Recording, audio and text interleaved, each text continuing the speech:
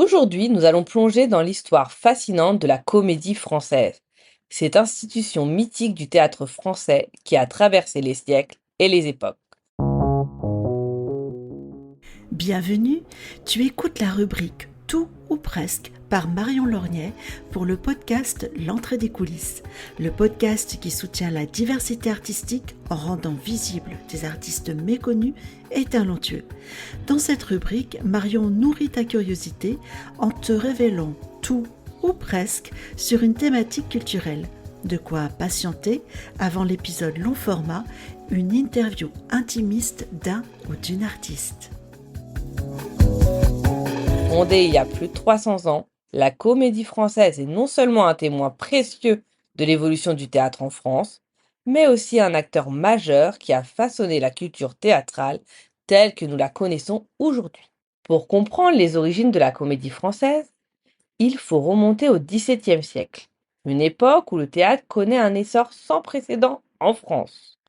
Le roi Louis XIV, grand amateur de spectacle, décide en 1680 de réunir deux des troupes les plus célèbres de Paris, la troupe de l'Hôtel de Bourgogne et celle du théâtre Guénogo. Cette fusion marque la naissance officielle de la Comédie Française. Louis XIV lui accorde alors un statut unique, celui de la troupe des comédiens du roi, ce qui confère à cette nouvelle entité un prestige et une protection royale. Cette époque est également marquée par l'influence d'un dramaturge de génie, Molière.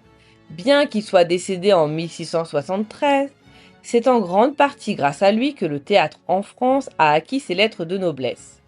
Ses œuvres, imprégnées d'une critique sociale mordante et d'une observation fine des mœurs, ont jeté les bases du répertoire de la comédie française.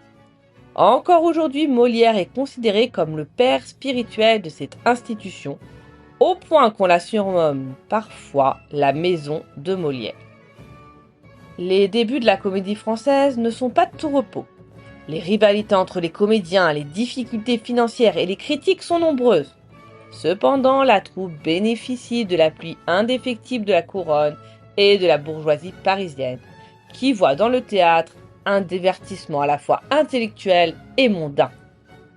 Au XVIIIe siècle, la comédie française s'installe dans le théâtre de l'Odéon, mais des conflits internes et la Révolution française bouleversent l'équilibre de la troupe.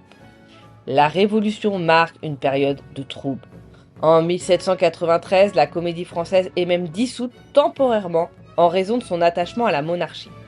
Mais en 1799, Napoléon Bonaparte, conscient de l'importance culturelle de cette institution, rétablit la troupe et lui offre le théâtre français. Aujourd'hui, le théâtre de la rue Richelieu comme résidence permanente. Le XIXe siècle marque un véritable âge d'or pour la comédie française. Sous l'impulsion des directeurs visionnaires comme Émile Perrin ou Eugène Scribe, la troupe connaît un renouveau artistique. C'est également à cette époque que le concept de sociétaire est solidifié. Les comédiens de la troupe deviennent des associés de la maison, ayant leur mot à dire dans la gestion et les décisions artistiques. La comédie française continue d'enrichir son répertoire en intégrant des œuvres de dramaturges contemporains comme Victor Hugo, Alfred de Musset ou encore Alexandre Dumas. Les mises en scène se modernisent, le jeu des acteurs évolue et la troupe attire les plus grands talents de l'époque. Le XXe siècle, lui, est une période de grands bouleversements pour la comédie française. Les deux guerres mondiales, la montée du cinéma et de la télévision, ainsi que l'émergence des nouveaux courants théâtraux, posent des défis considérables à l'institution. Pourtant, la comédie française parvient à se réinventer, en s'ouvrant à des metteurs en scène contemporains et en élargissant son répertoire à des auteurs étrangers, tout en restant fidèle à ses racines classiques. C'est également au XXe siècle que la comédie française commence à véritablement s'internationaliser, avec des tournées dans le monde entier. L'institution s'impose alors non seulement comme un symbole du théâtre français, mais aussi comme un ambassadeur culturel sur la scène internationale. Aujourd'hui, la comédie française demeure une institution incontournable du paysage culturel français. Avec un répertoire riche de plus de 3000 pièces, elle continue de jouer un rôle central dans la diffusion du théâtre en France et à l'étranger, que ce soit à travers ses productions classiques ou ses créations contemporaines, la comédie française incarne la tradition vivante du théâtre français, tout en restant ouverte aux nouvelles influences et évolutions de notre époque. Elle est aussi un découvreur de talent. Beaucoup d'acteurs français sont passés par la comédie française, notamment l'acteur Pierre Ninet, qui explose au cinéma et au box-office.